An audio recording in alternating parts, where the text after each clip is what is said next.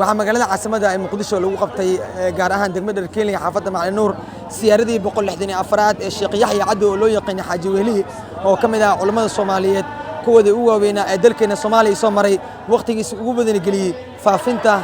iyo barashada diinta Islaamka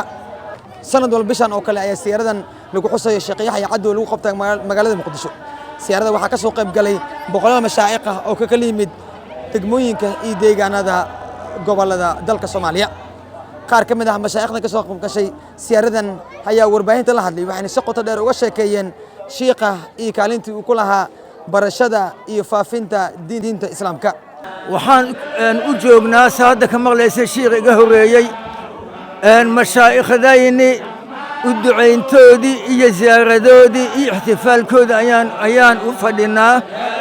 xaajigan Xaaji Wehliye lagu magacaabo magaciisa Yaxya Caddo la yiraahdo 160 iyo dhowr sano ayuu duugan yahay 160 iyo intaasoo sano ayuu duugan yahay ziyaartiisa ducadiisuna ma baaqan waqti kastoo la soo maro ma baaqan saa darteed anaka xaqnagu leeyahay ayaan gudanaynaa nabigayna sallallahu alayhi wasallam waxa uu dhahayay man sanaca ilaykum macruufan fakaafi'uuhu qofka idin sameeya wanaagu amaal guda fain lam tajiduu maa tukaafi'uuna fadcuu lahu haddaada helina waxaad ugu amaal gudiina fadcuu lahu u duceeya anaka mashaayikhdayna wanaaggeena oo qabtaan amaal gudu heli mayno laakiin inaan u duceyno sida nabigu u amray aana xil saaran mashaayikhdayna waxayna tuseen waddayna tuseen dariiqayna tuseen allayna bareen rasuulkiisana bareen qur'aanka tafsiirkiisa ayayna bareen ficil iyo faacil ayayna kala bareen da iyo da ayayna kala bareen cayn iyo qayn ayayna kala bareen mashaayikhdayna waxaan ugu amaal gudno heli mayno laakiin inaan u duceyno ayaan u taagannahay waxaa mahadsan mahadda alle ka soko arrintan dadka taabageliyey oo in la kulmo sabab u noqdo ayaa mahad iska leh walaalayaal waxaan joognaa maalin barakaysan oo khamiisa ayaanu joognaa oo alxamdulilah caawana oo tahay jimco maalintaas barakaysan waa ziyaartii 164aad ee sheekhaani Xaaji Wehliye Caddo oo loo yiqiinay alxamdulilah Sheekh Yaxya Caddo oo loo yiqiinay Xaaji Wehliye oo uu gelinayo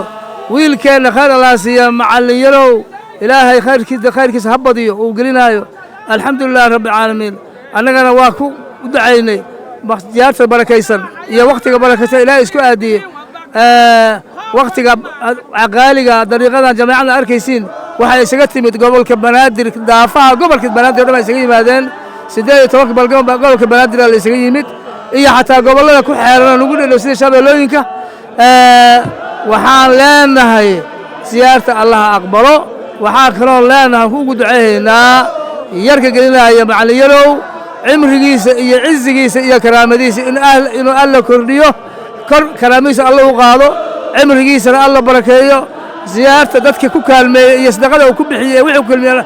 wax ka khayr badan bedelkooda khayr qaba in Ilaahay soo geliyo saasaan ugu duceeynaa kii sanad kasta dhiga oo wax alla wixii kharash ku bixi lahaay aan ka Ilaahay soo geliyo alla uga dhigo awlaadiisana alla u barakeeyo leena saaqadiisana waasac Allah ka dhigo maanta waxaan joognaa ziyaaradii awow Sheekh Xaaji Yaxya Caddo al-mashhuur Sheekh Xaaji Wehliye ziyaaraddiisa joognaa maanta Xaaji Wehliye waxaad ka mid yahay 5 nujuum maxaa waay shantii oo dariiqad Ahmadiyya oo dalkan loo khaliifay shantaasaad ka mid yahay in sha Allah ta'ala Xaaji Wehliye sheekhiisa Mawlana Abdurrahmaan waaye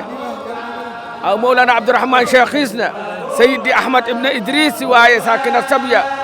ما أنت وحاجونا حافظان إلدير زيارة مشل وقليو هيا عبد الناصر عبد القادر صالح شبل تي في مقالة مقدشو.